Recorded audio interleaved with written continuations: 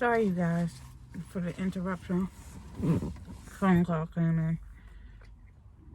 It's the only thing about videoing. If someone calls you, they'll end up interrupt your video, but then I guess you have to join the call.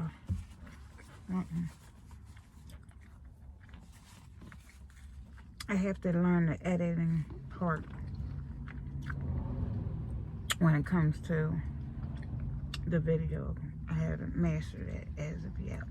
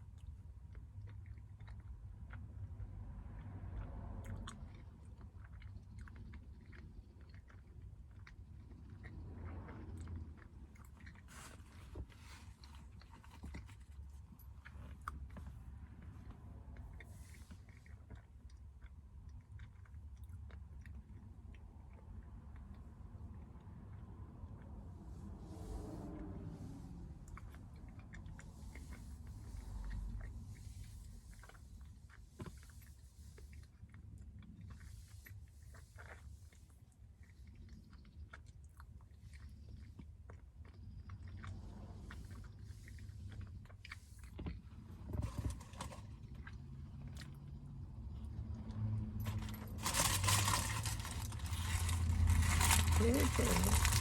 There's dry.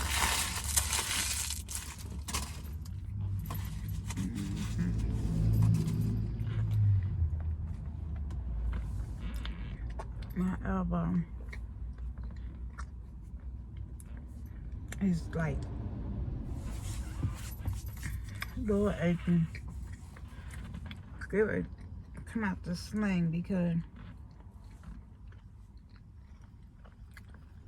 he did say I can come out of it if I'm just sitting. He said it's only when engaging in activity.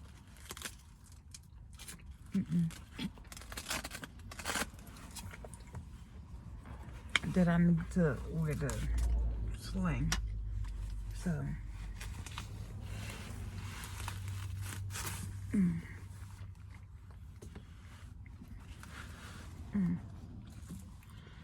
good Lord, you can't. This is difficult.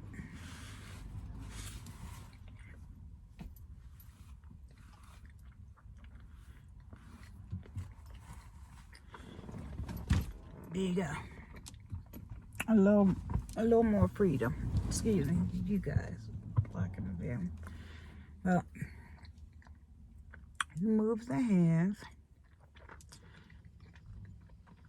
All that controls muscles all up in here. In the elbow. It cut me around here. But I wanted to protect the area because they took the stitches and stuff out. It was going to leave it just like that. But I thought, could you please wrap it? Just so I can protect the area.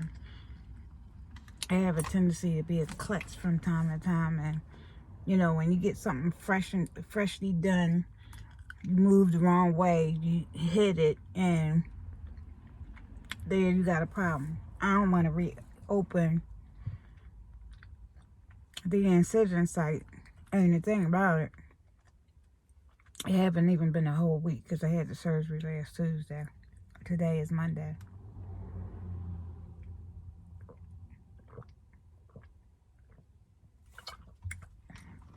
August the 31st. So, did not want to re-injure the injury.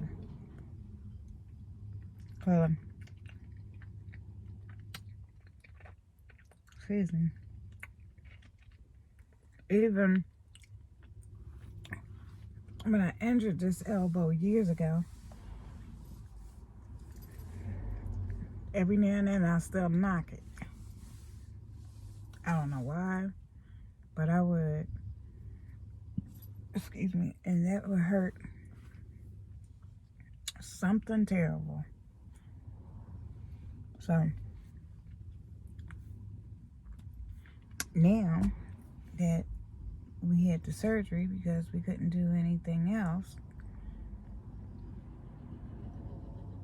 I did the injections, I did the massages, I did the therapy,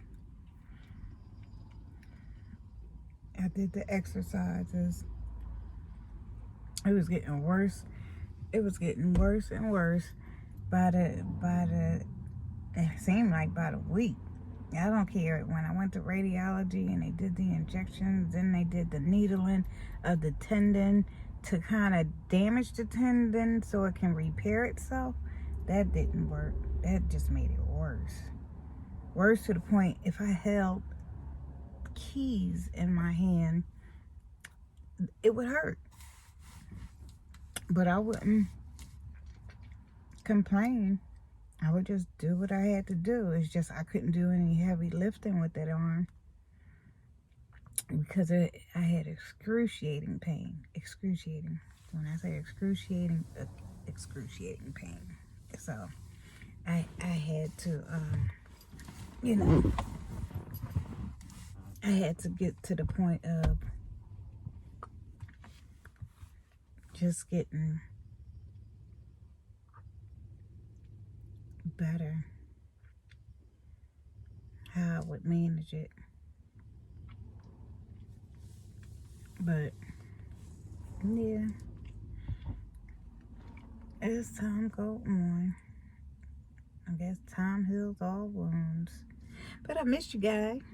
I do tremendously. I really, really do miss you.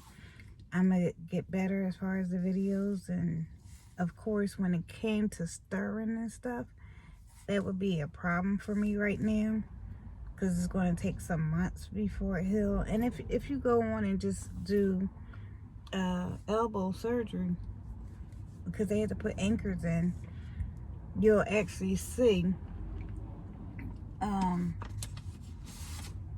you'll see exactly what was done. So it was right elbow lateral epicondylitis.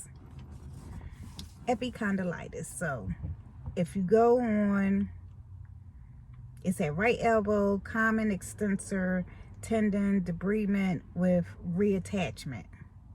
So if you go on YouTube, because you can YouTube everything nowadays, it'll show you that procedure. Then you'll see exactly what I went through as far as that procedure is concerned. So, it is what it is.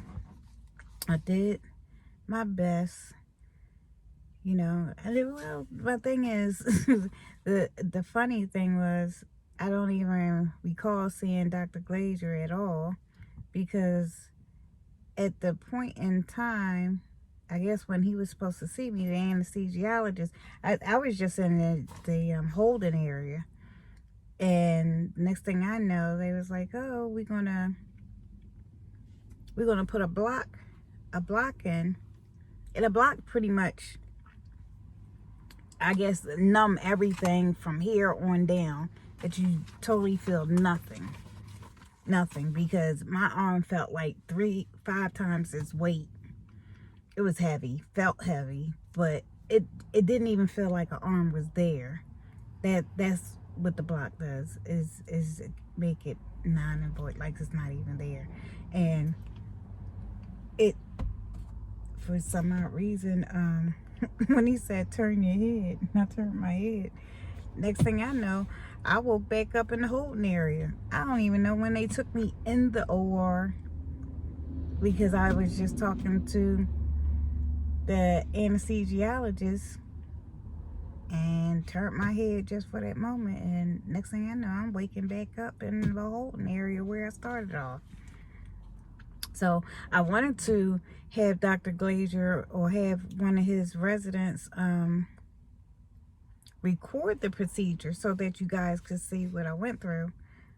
Also, I wanted to see it, but unfortunately, I was out like a light. And all they did was basically give me a report of what they did during the surgery. So, what did they say? Summary. What they say, operative indications. The patient is an active. I'm not going to tell you how old I am because that might be one of my questions. I probably told you at some point how old I was. I mean, I am. And I'm just going to put that as a little gift giveaway. If somebody gets my age, then, you know, I'll give them a gift. So at that point, I'll cash app them some money.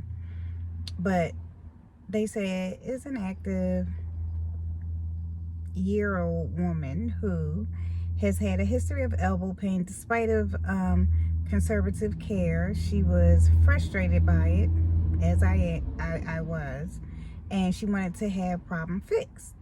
Her preoperative imaging included MRI showed some changes indicating and correlating with her symptoms, and she has felt conservative management.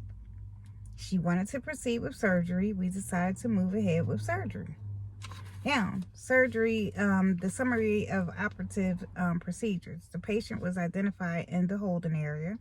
Preoperative examination was performed and found to be unchanged, that which is documented in the office charts. Risk and benefits were explained. She was brought back to the operating room and placed supine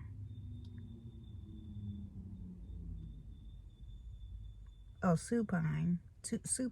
the operating room table. Anesthesia was administered. Right upper extremities was properly padded, prepped, and draped. After applying the tourniquet, I used a S-march to exsanguinate the limb. I went ahead and after pausing for safety, I made an incision on the right elbow. I dissected through the subcutaneous tissue down to the fascia. I identified the common extensor tendon. I identified an area that was very abnormal, with the superficial layers being general intact, but it looked translucent. That was the area of obvious pathology. I made an incision in the area. The area was devoid of tissue around the bone. I then removed some of the loose fibrofatty tissue.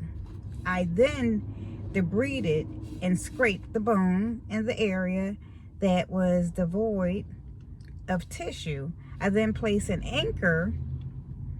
This was a lupine anchor, which was uploaded and then reloaded with a fiber wire. I then used a fiber wire to suture the tendons distally and then back proximally with a locking stitch. I then delivered the sutures proximally, just proximal to the epicondyle, and then switched the limbs and then delivered the second limb proximally. I then tied over a tissue bridge. This was done after tensioning of the repair. The repair was nice and solid. I copiously irrigated. The tourniquet was let down. Meticulous hemostasis was achieved. I then closed and layered. The patient was awoke from anesthesia Transferred to the post-anesthesia care unit, stable with no complications. As the attending surgeon, I was personally present and responsible for all aspects of this case, from positioning to the splint application. Dr. Catherine O'Connor was my backup surgeon. So there you have it, you guys. That's what happened while I was out. So stay tuned. Look forward to me doing another video. Hopefully. Most of them probably won't be mukbangs, you know, because you know I really don't eat that much. I eat just a very little. This is the first time I ate, not really the first time I ate a whole, you know, small sandwich from McDonald's, but that's the most I can eat. I don't eat much. You're lucky if I eat once or twice a day. But for the most part, yeah, it is what it is. And I'm going to show you what I'm looking at outside my house. I don't want to put this guy in a picture because he's on his bike. Oh, I'm sorry, you guys, because I can't. Let's see. This is what I was looking at.